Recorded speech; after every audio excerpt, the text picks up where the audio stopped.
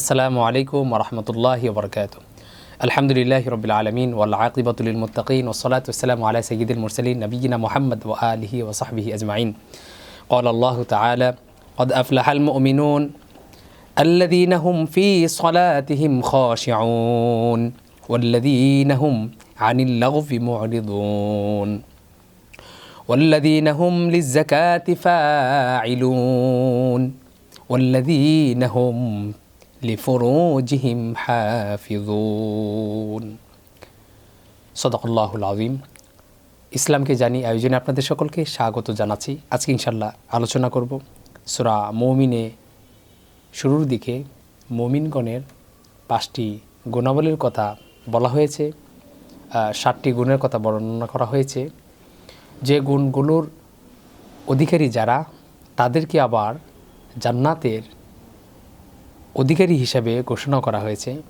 আসুন আমরা আমাদের জীবনের সাথে মিলিয়ে দেখি যে কোরআনে সূরা মুমিনে বর্ণিত মুমিনগণের যে 7টি বৈশিষ্ট্যের কথা বলা হয়েছে, সেই 7টি গুণ আমার মধ্যে আছে কিনা বা আমি অর্জন করতে পারবো কিনা, আমরা জীবনের সাথে মিলিয়ে দেখি কতটুকু আমার সাথে মিল আছে।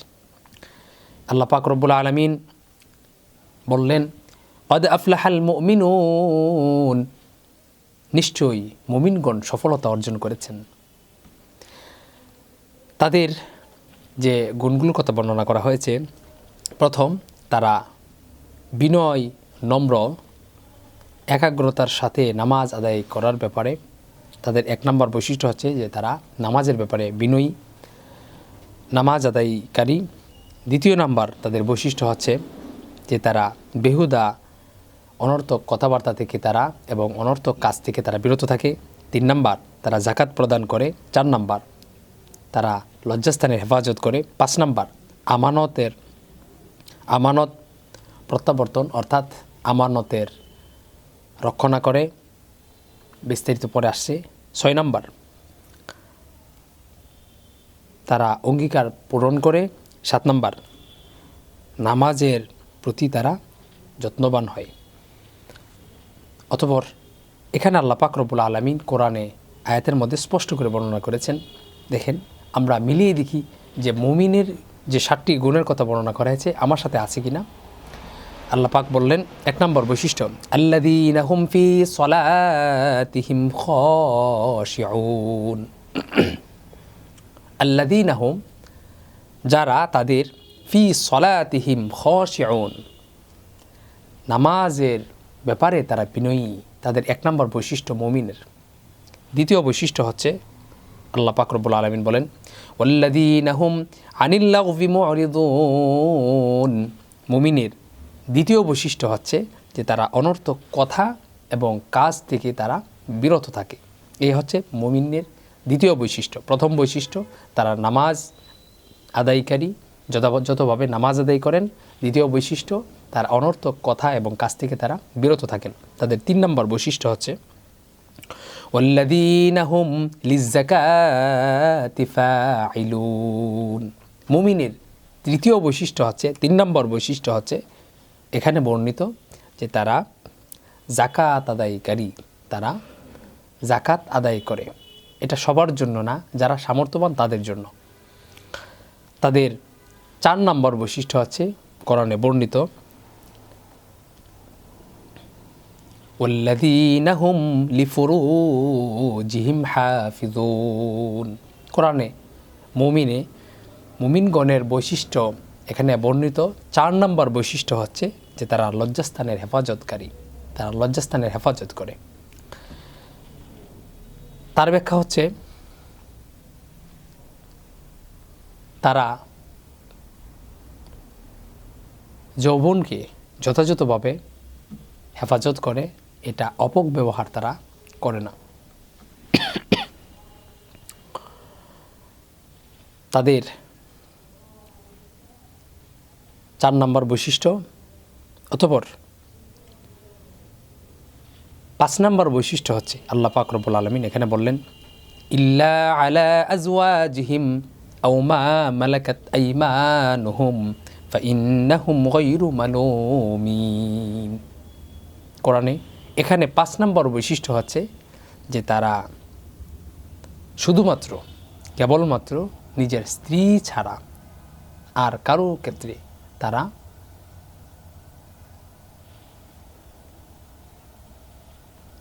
নিন্দনীয় অপরাধ, কঠোর অপরাধ অথবা বড় অপরাধ হিসাবে সেটাকে গণ্য করে। শুধুমাত্র স্ত্রীর ক্ষেত্রেই সেটা তারা চিন্তা ভাবনা করে। সুতরাং এটার একটা ব্যাখ্যা হচ্ছে এই, কারো যদি প্রবলেম হয় তাহলে ওনার উচিত বিবাহ করে নেওয়া।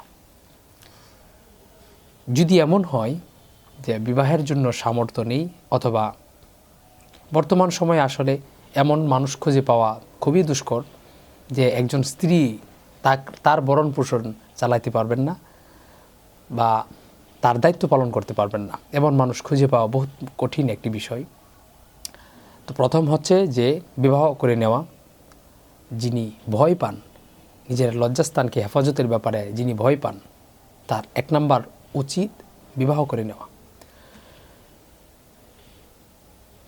কোনোভাবেই যদি না হয় তাহলে তার জন্য উচিত অল্প খাবার খাওয়া, রোজা রাখা, যাতে করে সেটার হেফাজত করা তার জন্য সহজ হয়। 6 নাম্বার বৈশিষ্ট্য তাদের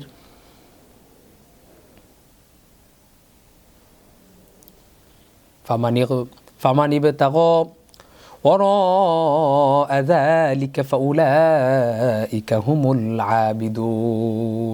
আদুন।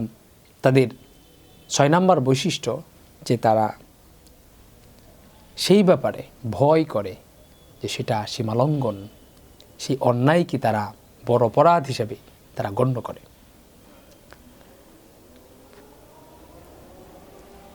7 নাম্বার তাদের বৈশিষ্ট্য ওয়াল্লাযীনা হুম লিআমানাতিহিম ওয়া আহদিহিম রাউন।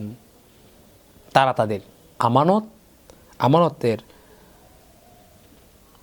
ও প্রতিশ্রুতি রক্ষা করে। আমানত ও প্রতিশ্রুতি তারা রক্ষা করে। এ হচ্ছে 7 নাম্বার তাদের বৈশিষ্ট্য। অতঃপর তাদের ব্যাপারে বলা হয়েছে উলাইকা হুমুল ওয়ারিসুন। ওই সমস্ত মানুষ তারা হচ্ছে উত্তরাধিকারী, ওই জান্নাতের তারা হচ্ছে উত্তরাধিকারী। কোন জান্নাতের? আল্লাহ পাক রব্বুল আলামিন পরের আয়াতে আবার বললেন আল্লাযীনা ইয়ারিসুনাল ফিরদাউস, জান্নাতুল ফিরদাউসের তারা হচ্ছে কি? উত্তরাধিকারী। হুম ফিহা খালিদুন, তারা সেখানে চিরটা কাল থাকবে। তারা অগণিত সময়, অফুরন্ত সময় তারা সেখানে স্থায়ীভাবে তারা বসবাস করবে। তাহলে আমি যদি চাই, আপনি যদি চান যে জান্নাতের সেই জান্নাতুল ফিরদাউসের অধিকারী আপনি হবেন, জান্নাতুল ফিরদাউস সেটা গ্রহণ করবেন, সেটার জন্য উপযুক্ত হবেন, তাহলে এখানে যে 7টি বৈশিষ্ট্যের কথা বলা হয়েছে কোরআনে সূরা মুমিনের শুরুর দিকে, এই 7টি বৈশিষ্ট্য আমাকে অর্জন করতে হবে। এই 7টি বৈশিষ্ট্য যদি আমি অর্জন করতে পারি তাহলে আশা করা যায় আল্লাহ পাক রব্বুল আলামিন আপনার জন্যই সেই জান্নাতের মধ্যে ঠিকানা রাখছেন। তাদের 1 নম্বর বৈশিষ্ট্য ছিল যে তারা নামাজ আদায়কারী। 2 নম্বর বৈশিষ্ট্য হচ্ছে তারা অনর্থক কথা ও কাজ থেকে তারা বিরত থাকে, এক কথায় সময়কে যথাযথ ব্যবহার করে। 3 নম্বর তাদের বৈশিষ্ট্য তারা যাকাত প্রদানকারী। 4 নম্বর বৈশিষ্ট্য তারা লজ্জাস্থানের হেফাজত করে। অতঃপর 5 নম্বর তাদের বৈশিষ্ট্য তারা তাদের আমানত ঠিক রাখে। 6 নম্বর তাদের বৈশিষ্ট্য যে তারা অঙ্গীকার পূরণ করে। 7 নম্বর তাদের বৈশিষ্ট্য ছিল যে নামাজের প্রতি তারা যত্নবান হয়। এই 7টি বৈশিষ্ট্যের কথা বর্ণনা করা হয়েছে।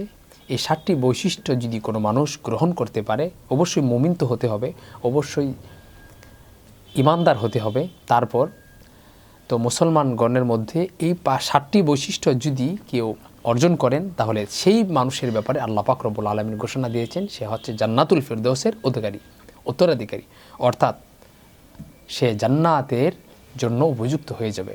আল্লাহ পাক রব্বুল আলামিন আমাদেরকে এই বৈশিষ্ট্যগুলো, মুমিনের এই বৈশিষ্ট্যগুলো অর্জন করে দুনিয়ার জীবনে সফলতা এবং পরকালের জীবনে জাহান্নামের আগুন থেকে মুক্তি পাওয়ার সেই তৌফিক আল্লাহ আমাদেরকে দান করুন, আমিন। এ পর্যন্ত কথাগুলো ধৈর্য সহকারে শুনবার জন্য সকলকেই অসংখ্য ধন্যবাদ জানিয়ে আজকের আলোচনা শেষ করছি। আসসালামু আলাইকুম ওয়া রাহমাতুল্লাহি ওয়া বারাকাতুহু।